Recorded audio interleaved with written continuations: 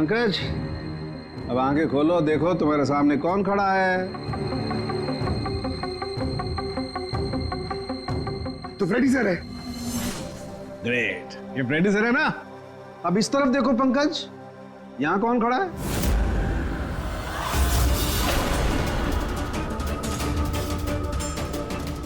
ये कैसे हो सकता है? ये इधर फ्रेडी सर, यहाँ फ्रेडी सर।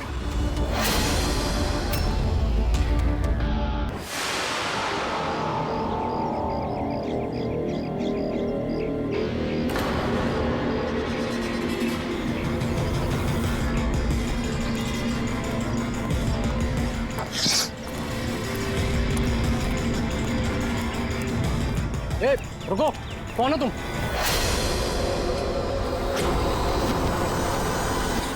तुम नहीं नहीं, यहाँ तुम नहीं हो सकते। नहीं नहीं, ए रुक, अरे यहाँ आने की परमिशन नहीं है किसी को। वॉचमैन पकड़ो इसे।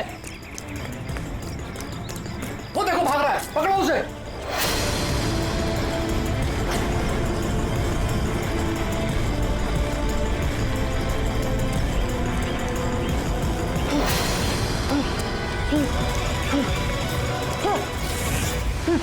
तुम यहाँ भी नहीं नहीं नहीं, तुम यहाँ नहीं हो सकते। नहीं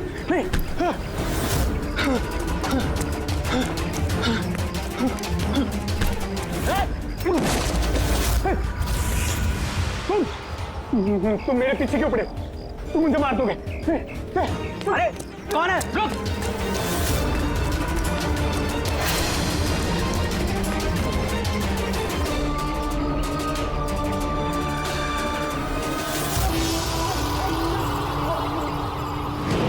परेश, तुम कहाँ हो?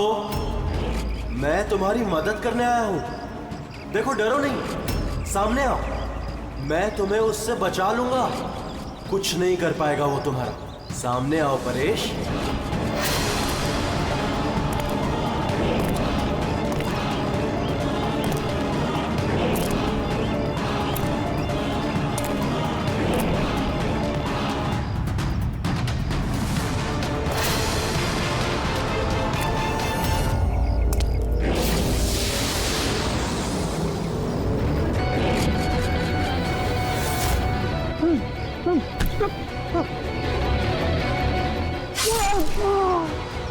ए, कौन है वहां पे?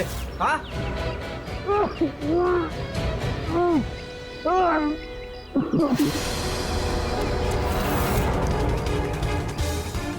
अरे क्या हुआ ये सब?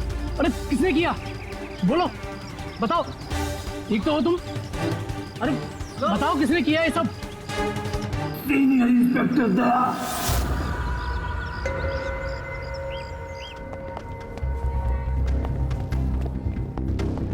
हाँ डॉक्टर साहब। पेशेंट खतरे के बाहर है, लेकिन अभी भी बेहोश है। कौन है, कुछ पता चला? हाँ, इसका नाम परेश है, लेकिन अभी तक बेहोश है। होश में आने के बाद आप लोग मिल सकते हैं। ठीक है डॉक्टर साहब, थैंक यू। वैसे आपने हमें क्यों बुलाया? इनके कारण। इनका कहना है कि हमला करने वाला आप ही की टीम का है। What? क्या बकवास कर रहे हैं आप? सीआईडी का काम होता है आम आदमी को मुजरिमों से बचाना, हमला करना नहीं, समझे आप? सब सच बकवास ही लगता है, लेकिन ये बकवास नहीं है, क्योंकि पीड़ित ने खुद मुझसे कहा है। क्या बताया उसने? किसने हमला किया उस पर, बताओ। दया। What? क्या बोल क्या रहे हो? मैंने उसमें हमला किया? हाँ, उसने मुझसे यही कहा है कि आपने ही उस पर हमला किया है और आप उसे जान से मारना चाहते हो। क्या? मैं उसकी जान लेना चाहता हूँ? हाँ सर, मुझे लगता है कि आपको दया को अरेस्ट कर लेना चाहिए। हमें हमारा काम बताने की जरूरत नहीं है, समझे आप? मुझे पता था कि आप अपने कलीग का ही साथ देंगे। देखा, चोर चोर मौसेरे भाई। ज्यादा जज मत बन, समझा? और तुम्हारी सर्टिफिकेट की जरूरत नहीं है हमें। परेश को कैसे जानते हो तुम?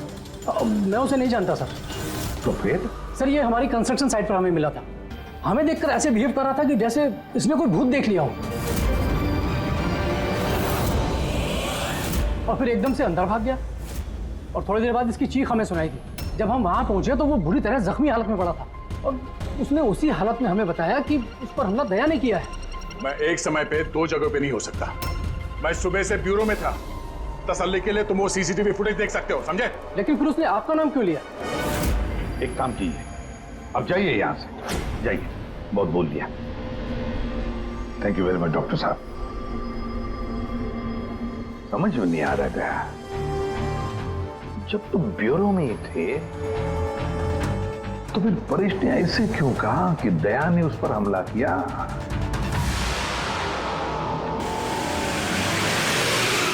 एक बात बताइए, जब आप लोगों ने यहाँ पे परेश को जख्मी हालत में देखा था तो उसके साथ में कोई था या किसी को आते जाते देखा हो? नहीं साहब, वो अकेला ही था। लेकिन सर उसने इंस्पेक्टर दया का पता है, उसने दया का नाम बोला। हम यहाँ वो जानने आए जो उसने नहीं बोला, समझे आप? और दया ऐसा नहीं कर सकता। सर आप इतने यकीन से कैसे कह सकते हैं कि दया सर ऐसा कुछ नहीं कर सकते हैं? जो आदमी अपनी जान दांव पे लगा के दूसरों की जान बचाता हो वो किसी का खून नहीं कर सकता। खुद से ज्यादा मुझे दया पे भरोसा है, समझे?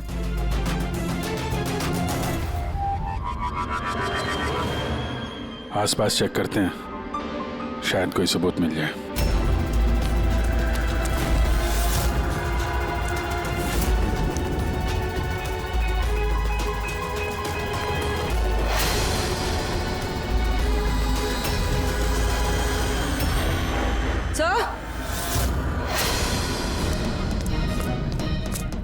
सर ये देखिए। ओह नो, है कौन ये?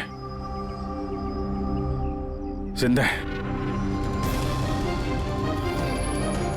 हेलो एम्बुलेंस, भैया मालवानी के पास अंडर कंस्ट्रक्शन बिल्डिंग है, वहां पे भेजो जल्दी।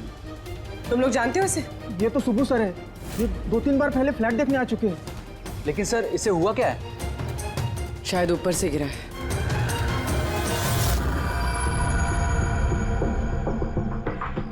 ऊपर से गिरा है या फिर गिराया गया है?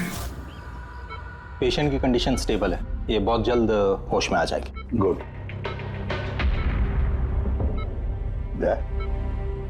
क्या हो गया इसे? तुम ऐसे क्यों देख रहे हो? जानते हो इसे? साहब, अभिजीत तुम यहाँ क्या कर रहे हो? जिस अंडर कंस्ट्रक्शन बिल्डिंग में इस परेश पे हमला हुआ है वहां पे हमें एक और आदमी जख्मी हालत में मिला। और एक आदमी? कौन है वो? तो वॉचमैन बता रहा था उसका नाम सुबू है, वहां पे 2-3 बार आया था मकान देखने के लिए। उसके हाथ में से हमें ये कपड़े का टुकड़ा मिला है। अच्छा, छोड़ दो मुझे मत मारो, छोड़ दो मुझे, मत मारो मुझे, छोड़ दो मुझे। परेश, परेश, मैं इसे भी प्रद्युमन सीआईडी से, घबराओ मत, तुम्हें कोई कुछ नहीं करेगा, हम तुम्हारे साथ हैं। दया, दया छोड़ दो मुझे, दया छोड़ दो मुझे, मुझे मत मारो दया। परेश दया तुम्हारे सामने खड़ा है, मैं इसे भी प्रद्युमन हूँ। दया, दया छोड़ दो मुझे, छोड़ दो मुझे। परेश, दया, दया तुम जाओ, दया तुम क्या चाहते हो मुझसे? दया छोड़ दो मुझे। परेश क्या बात कर रहे हो? दया, दया छोड़ दो मुझे, मुझे मत मारो दया। परेश मैं दया नहीं, मैं अभिजीत हूँ। दया, दया जाओ यहाँ से, जाओ, जाओ। अरे दया इधर है।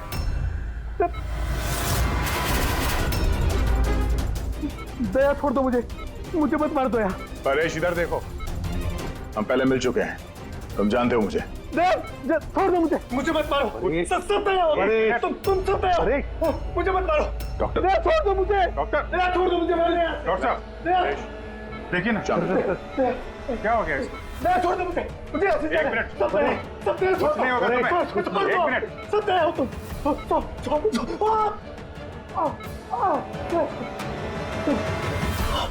दया हो तुम सब दया हो, तुम सब दया हो।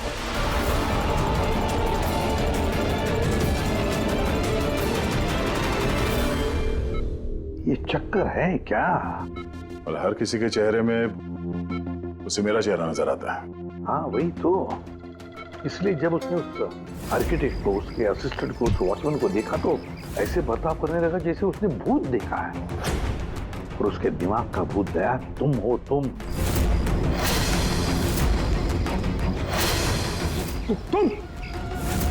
और इसीलिए उसे लगता है कि तुमने उस पर हमला किया है, क्योंकि हमलावर में भी वो तुम्हें ही देख रहा होगा।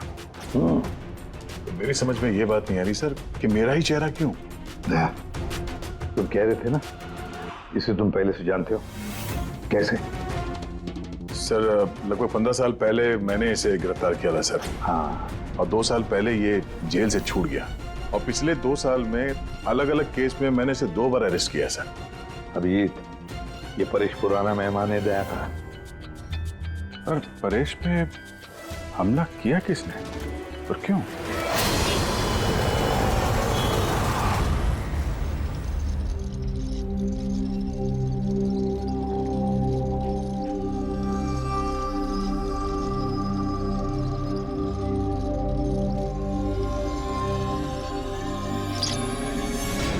अरे मैडम जरा ध्यान से।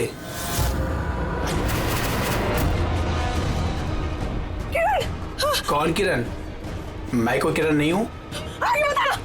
अरे क्या कर रही मैडम, क्या कर रही हैं आप? आपको कुछ गलतफहमी हो रही है मैम। अरे मैडम, आप ठीक तो हो ना? किरण? कौन किरण?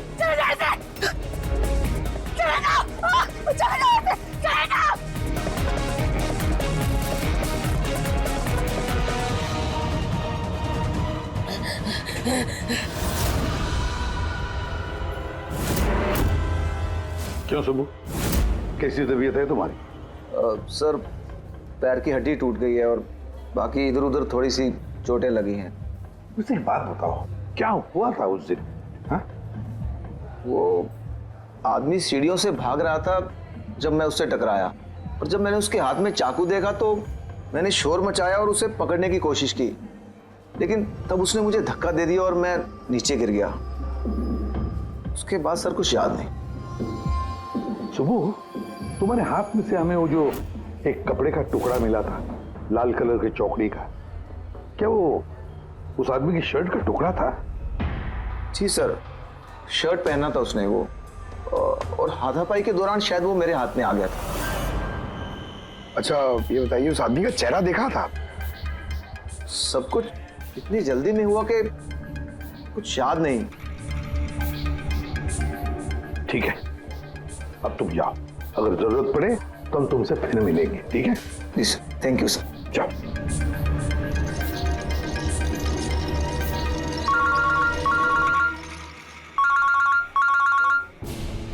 आदया, क्या? कहां पर? अच्छा ठीक है, मैं अभिजीत और पूर्वी को भेजता हूं उधर। हाँ हाँ, अभी अभी। यस। क्या हुआ सर? मैं बता रहा था कि किसी सुपरमार्केट में एक औरत आसपास के सभी लोगों पर हमला कर रही थी और हर एक को किरण किरण किरण नाम से पुकार रही थी।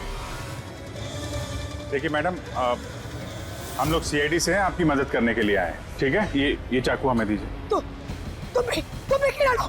देखिए मैडम, मैं किरण नहीं हूँ, मैं इंस्पेक्टर अभिजीत हूँ। मैं तुम्हें भी जान से मार दूंगी। मैं नहीं छोड़ूंगी। आप प्लीज नहीं छोड़ूंगी। चाकू रखो। तुम भी किरण हो, मैं बोल। क्या हुआ? सॉरी। Oh no. अरे क्या हो गया? ये औरत गिर कैसे गई? क्या हुआ? हटिए, आजा। एक्सक्यूज मी, हटिए, पीछे हटिए। 1 मिनट पीछे आइए। हुआ क्या है इसको? मैडम सुनिए। क्या हुआ इसे? मैडम, सर ये तो मर चुकी है। क्या? इसके शरीर में टेट्राकोटॉक्सिन या ब्यूरारे नाम का जहर इंजेक्ट किया गया था, जिसकी एक बूंद भी जानलेवा हो सकती है।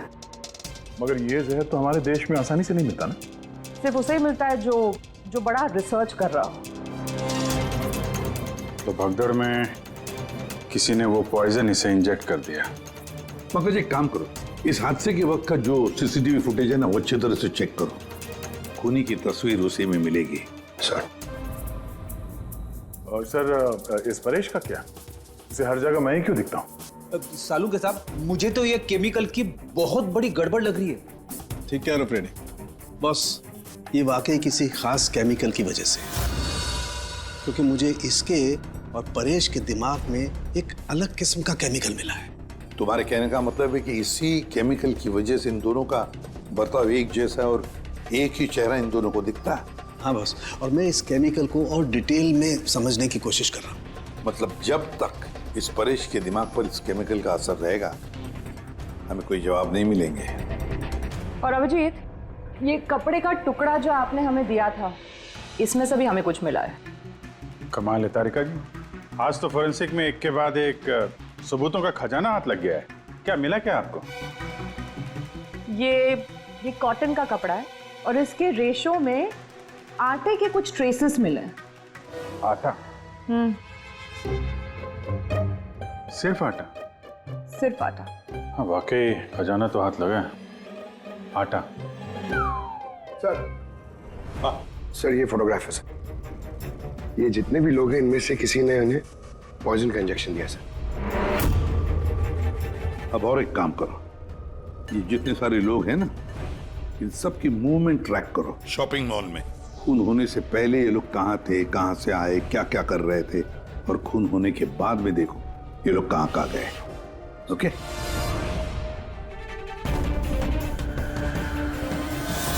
सर मैंने इस औरत का बैकग्राउंड चेक किया।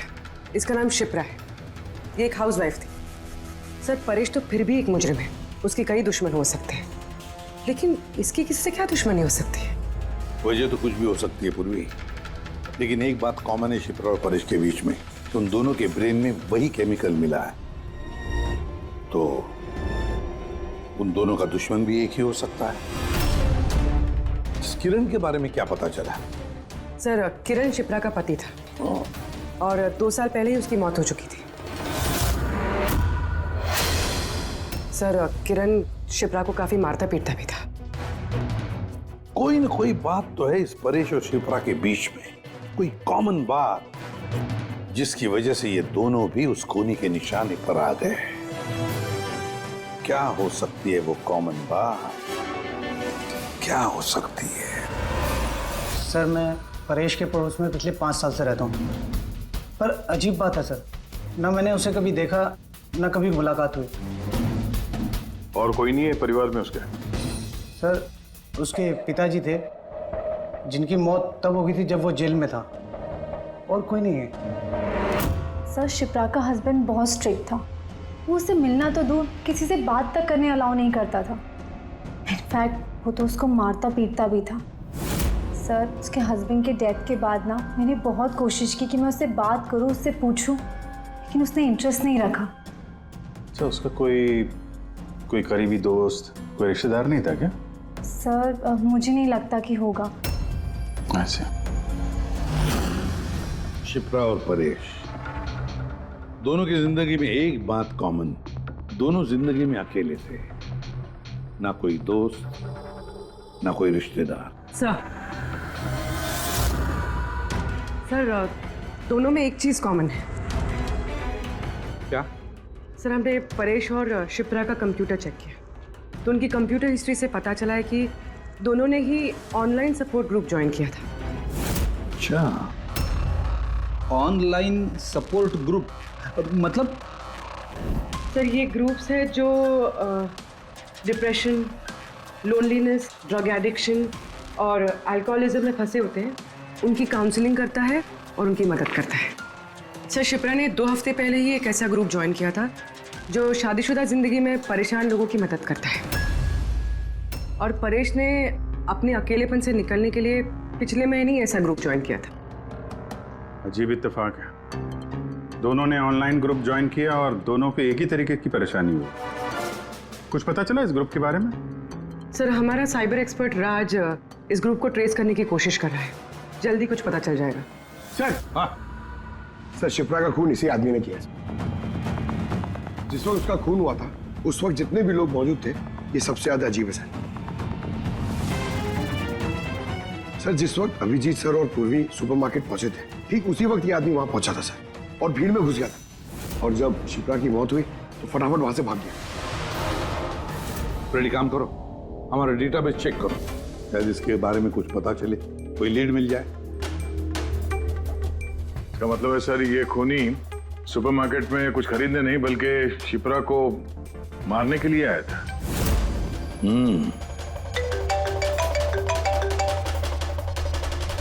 हाँ राज, ओके ठीक है, तो तुम मुझे एड्रेस एसएमएस कर दो। Thank you sir. Cyber expert Raj का फोन था। उसका कहना है कि ये दोनों ग्रुप्स एक ही आईपी एड्रेस से बनाए गए हैं। हाँ, एक ही कंप्यूटर से? हाँ सर। आईपी का एड्रेस मिला है? हाँ सर, अंधेरी में एक प्रिंटिंग शॉप है, ये दोनों ग्रुप्स वहीं से बनाए गए हैं। बस, तो फिर अभिजीत तुम और पूर्वी जाओ वहां पर और देखो कौन है इस सबके पीछे और उसका क्या कनेक्शन है। क्या सोच रहे होते हैं? सर नहीं, पंकज ने भी बताया कि वो खूनी शिप्रा को मारने के इरादे से ही आया था। तो फिर सर उसे पता कैसे चला कि शिप्रा वहाँ सुपरमार्केट में है और वो लोगों पे हमला कर रही है? वो शिप्रा को फॉलो कर रहा होगा सर। अगर फॉलो कर रहा था तो अभिजीत और पूर्वी के वहाँ सुपरमार्केट में पहुंचने से पहले वो मार के निकल जाता, बाद में नहीं मारता उसे। अभिजीत को सुपरमार्केट पहुंचने में 20 मिनट लगे और खूनी को भी वहां पहुंचने में 20 मिनट लगे। तो इसका मतलब है दोनों को भी खबर एक ही वक्त पहुंची थी। सर कहीं ऐसा तो नहीं कि इंफॉर्मेशन खूनी को हमसे ही गई हो? हमारे यहां से इंफॉर्मेशन? हाँ, हो सकता है। दया कहीं ऐसा तो नहीं कि जब हम परेश को देखने गए थे हॉस्पिटल में उस वक्त खूनी वहां पर मौजूद था और उसने मेरी बातें सुन ली हो? अरे खूनी हॉस्पिटल में कर क्या रहा था? दया, परेश खूनी के हाथों पहले तो बच गया था।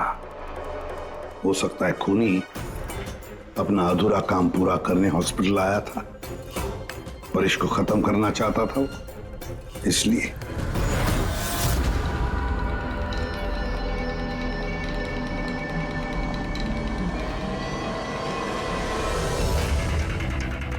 डॉक्टर साहब, क्या आपने इस आदमी को देखा?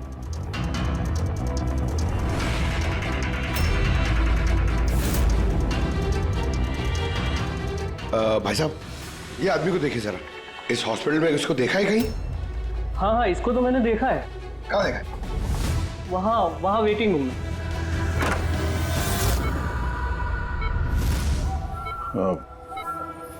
यहाँ कोई आया था क्या? नहीं सर, यहाँ कोई नहीं आया।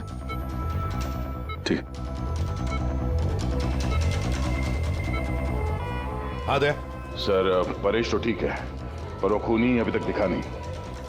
कहीं तो चुप कर बैठा ही है दया, सही वक्त का इंतजार कर रहा है। वेटिंग रूम में भी चेक किया सर, वहां भी कोई नहीं है। तो यही पता है, पर कहाँ छुप कर बैठा है ये?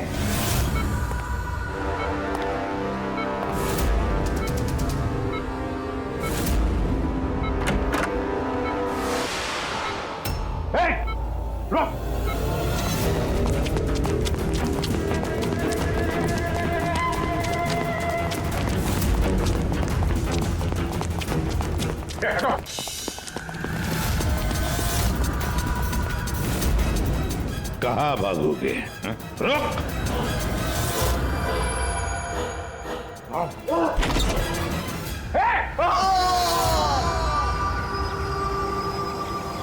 My God.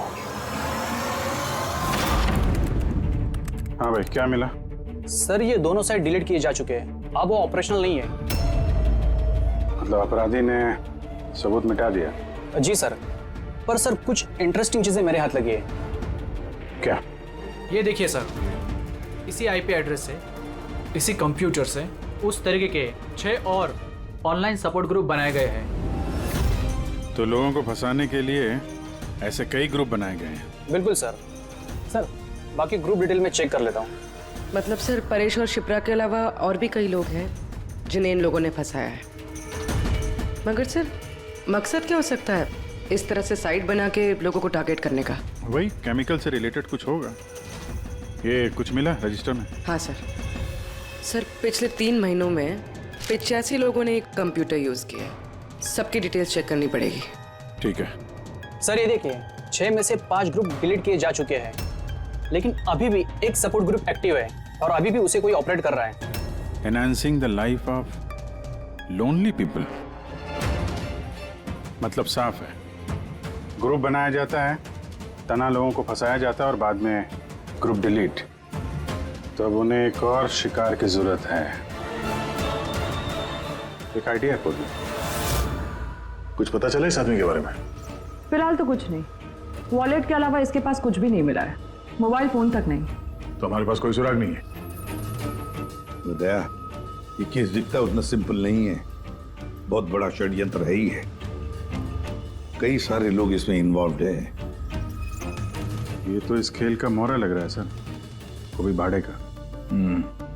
और इस केस का मास्टरमाइंड अभी भी आजाद घूम रहा है, अपने नए शिकार की तलाश में होगा। जल्द से जल्द ढूंढना होगा सर इसे। हाँ पंकज, आराम से। बस खड़े। ये क्या है थानू के? सर आप ये क्या खेल खेल रहे हैं पंकज के साथ? नहीं नहीं, ये कोई खेल नहीं है। बस मैंने बताया था ना, ये केस बहुत ही पेचीदा है, बड़ा कॉम्प्लेक्स है। याद है ना, मैंने बताया था उस परेश के और उस शिप्रा के दिमाग में मुझे एक अलग तरीके का केमिकल मिला था। हाँ, मैंने उस केमिकल को रिप्लिकेट किया और इस पंकज के शरीर में इंजेक्ट कर दिया। What? तू पागल हो गया थानू के? अगर इसे कुछ हो गया तो? अरे कुछ नहीं होगा यार, बिलीव मी, मैं पागल हूं क्या?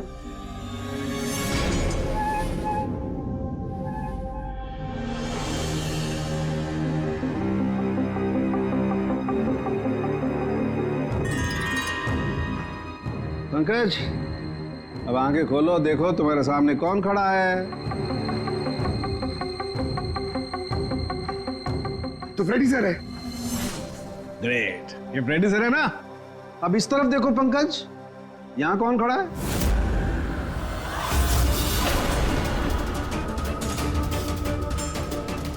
ये कैसे हो सकता है? ये इधर फ्रेडी सर, यहाँ फ्रेडी सर। मतलब साड़ू के ये परेश और शिप्रा के साथ यही हो रहा? बंद कर। बस बस, पट्टी लगा लो, पट्टी लगा लो बस। ये देखा बस, इसे फ्रेगोली सिंड्रोम कहते हैं। इस सिंड्रोम में इंसान को एक ही चेहरा हर चेहरे में दिखाई देता है। उस इंसान का चेहरा जिसे या तो वो सबसे ज्यादा नफरत करता है या जिससे सबसे ज्यादा डरता है। पंकज, मुझसे इतनी नफरत करता है तू? अरे सर, आपसे नफरत थोड़ी करता हूँ सर, आपसे तो मैं डरता हूँ। पंकज को मैंने इस केमिकल का बहुत थोड़ा सा डोज दिया, इसीलिए इस पर वैसा असर नहीं हुआ जैसा शिप्रा पर और परेश पर हुआ था। परेश और शिप्रा को तो इतना हैवी डोज दिया गया था कि उनके दिमाग पर गहरा असर हुआ और साइकोसिस लेवल पर पहुंच गए। इसलिए दोनों ऐसा रिएक्ट कर रहे थे जैसे सामने भूत दिख गया हो।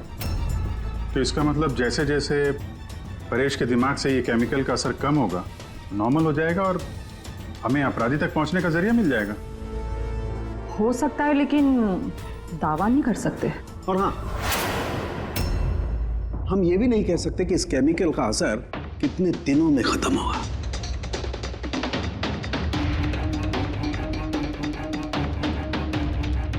अगर हम परेश के ठीक होने का इंतजार करेंगे तो बहुत देर हो जाएगी। हमें कोई और तरीका ढूंढना होगा, कोई और तरीका। हाँ पूर्वी। सर, मैंने वो ऑनलाइन ग्रुप पे रजिस्टर कर लिया और डिटेल्स भी एकदम परेश और शिप्रा की तरह थी। नो फ्रेंड्स, नो फैमिली, एकदम अकेले। उन लोगों को ऐसे लोगों की तलाश है। ये तुम्हारा ट्रैकर, इससे पता चलता रहेगा तुम्हारे मूवमेंट के बारे में। और ये तुम्हारा कैमरा। हमारे पास सिर्फ ये वॉलेट है सर, उस आदमी की पहचान और असलियत जानने के लिए, और ये कुछ चीजें मिली है साथ में। पेट्रोल पंप का बिल, ये होटल का मैच बॉक्स, खरीदा हुआ मैच बॉक्स, ये नंबर किसका? ये सेलफोन लगता है किसी? सर हम इस पेट्रोल पंप पे गए थे, वहां से पता चला सर ये आदमी महीने में 2-3 बार वहां पे आता है।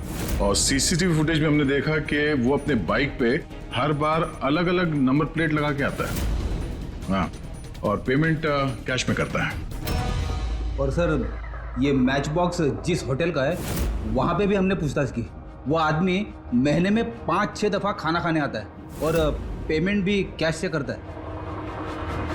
सर, ये नंबर के बारे में आप पूछ रहे थे सर, ये बार में एक लड़की है जो काम करती है, उसका है। वो कह रही थी कि उस आदमी का नाम अशोक है और 1-2 बार उनसे बात हुई है, फिर वो गायब हो गया सर। मतलब हमारे पास इस अशोक के बारे में सिर्फ इतनी इंफॉर्मेशन है। एक काम करते हैं, ये सारी जो लोकेशंस है ना, पेट्रोल पंप, बार और ये होटल, देखते हैं कहाँ कहाँ पर है। जरा मैप दिखाओ।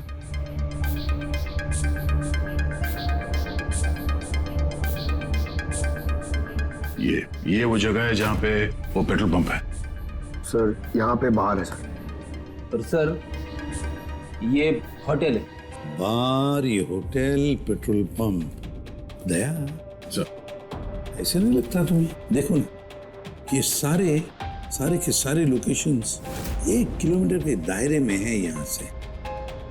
हो सकता है सर उसका घर या ऑफिस इस जगह के आसपास ही कहीं। Are you ready? I'm ready. चल चल। सर मैं रेडी। अरे वाह, बहुत अच्छा गेटअप है। इसके घर का क्या किया?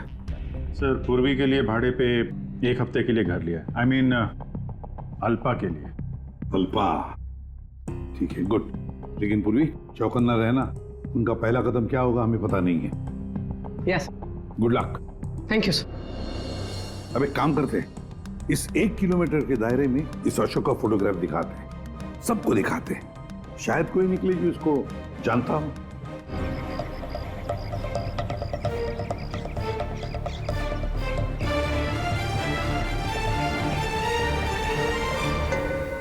पूर्वी, हाँ सर।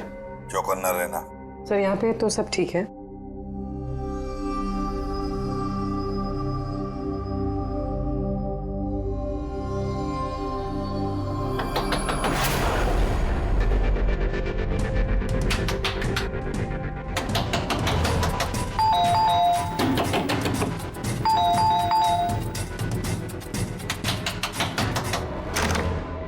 जी कहिए। वो मेरे पीछे ना कुछ गुंडे पड़े, मैं अंदर आ सकती हूँ प्लीज? 1 मिनट। हाँ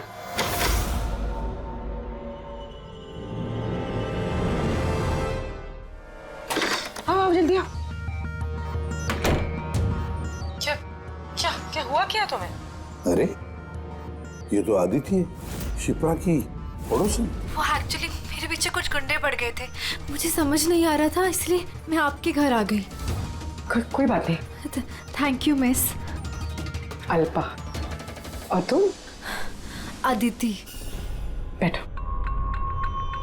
अब प्लीज मुझे 1 गिलास पानी देंगे प्लीज? अभी लाती हूँ।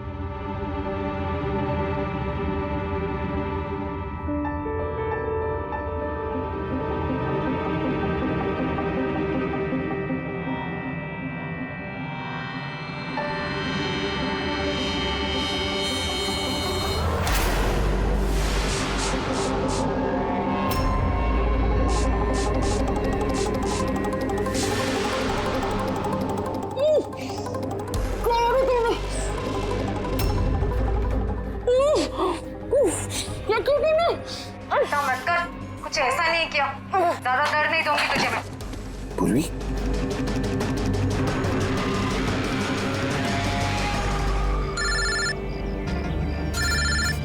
हाँ सर।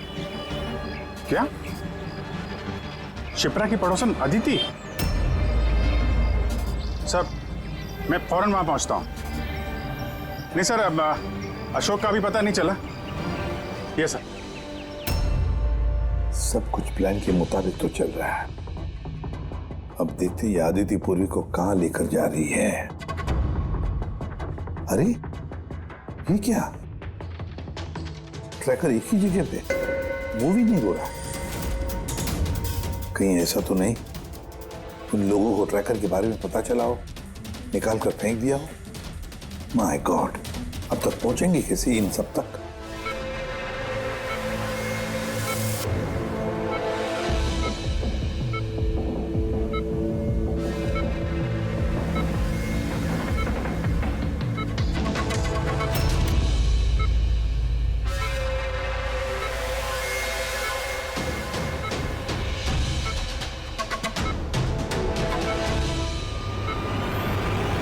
चलो, तुम्हारे दवा का वक्त हो गया है। अब अच्छे बच्चे की तरह दवा लो, और तुम बिल्कुल भी टेंशन मत लेना, तुम्हें ज्यादा दर्द नहीं दूंगी। कौन हो तुम? छोड़ो मुझे, छोड़ो मुझे। चिंता मत करो, मैं तुम्हें दर्द नहीं दूंगी। छोड़ो मुझे।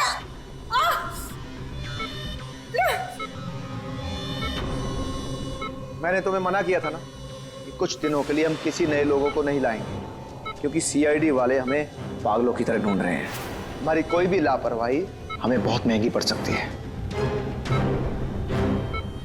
सर, अदिति का घर बंद था, दरवाजा तोड़ के हम लोग अंदर भी घुसे पर कुछ हाथ नहीं लगा सर। इस अशोक का भी कुछ पता नहीं चल रहा है। सर ऐसा लग रहा है हमारे लिए सारे रास्ते बंद हो गए।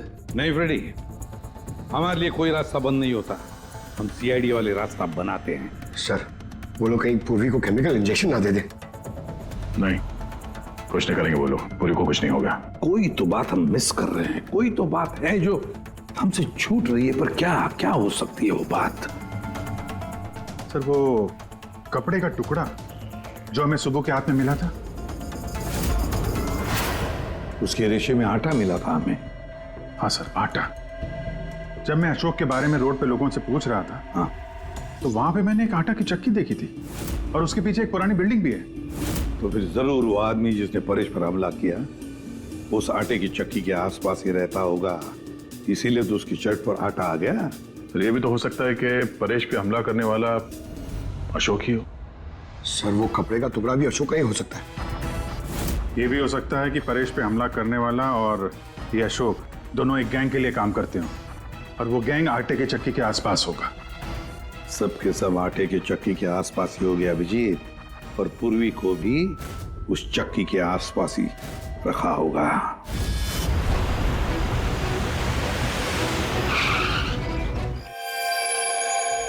कोई अपने जगह से नहीं लेगा, कोई भी नहीं।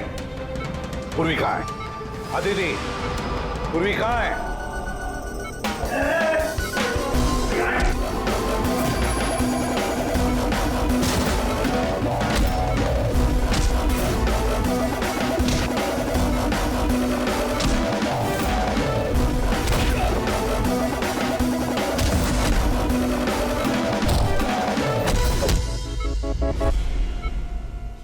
सब नर्सेज और डॉक्टर इस तरफ आ जाओ। चले, चलो तुम भी जल्दी। डॉक्टर अदिति, पूर्वी कहाँ है? पूर्वी कहाँ है?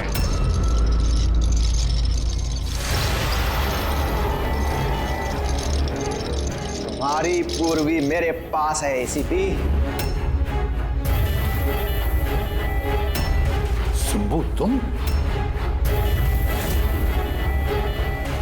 हाँ, मैं। जिसे तुम लोग यहां वहां खोज रहे थे ना, वो तुम लोगों के साथ ही था। मुझे देखकर अफसोस तो हो ही रहा होगा ना।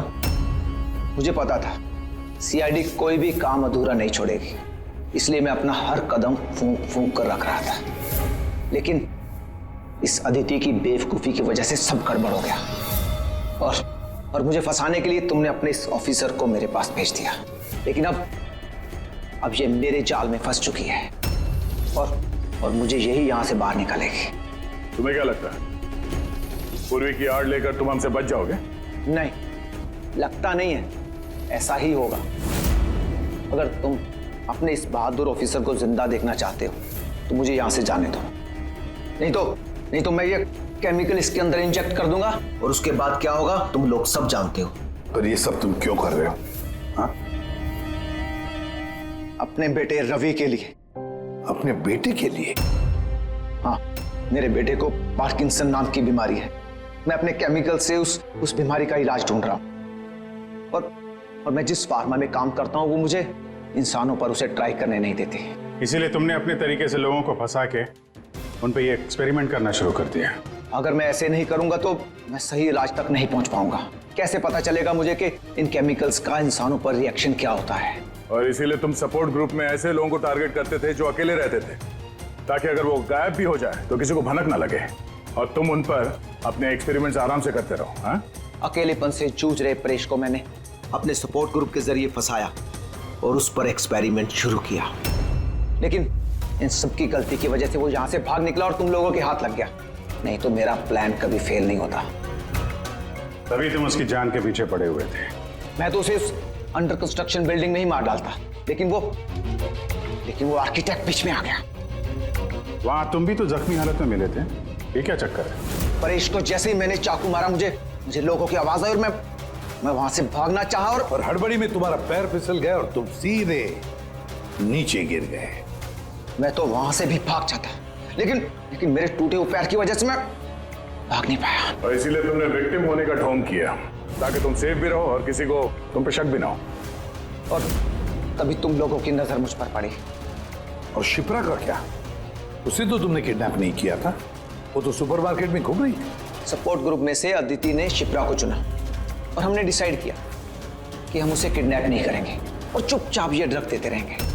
खिलाड़ी तो तुम शातिर हो और थोड़े कच्चे हो, नहीं तो हमारे लिए सबूत नहीं छोड़ते तुम। याद है ना तुम्हारा वो शर्ट, उसका एक टुकड़ा, कपड़े का टुकड़ा, उस पर जो आटा लगा था ना, बस उसी के जरिए हम तुम तक पहुंच गए।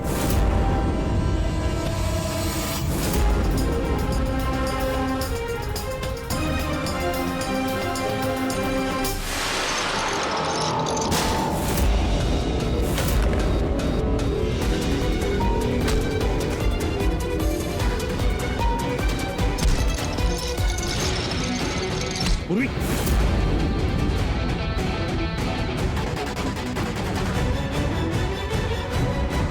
पूर्वी ठीक हो? हाँ? क्या किया तुमने सुब्बू? कभी सोचा है? हाँ? अपने बेटे को बचाने के लिए तुमने न जाने कितने लोगों की जान दांव पर लगा दी, पर यह नहीं सोचा ना कि सही क्या है गलत क्या है। तुम्हारे बेटे को तो हम अच्छी से अच्छी ट्रीटमेंट दिलवाएंगे, मगर तुम्हें जेल की सलाखों के पीछे बिठा देंगे। शायद फांसी का ऑर्डर भी आ जाएगा तब तक।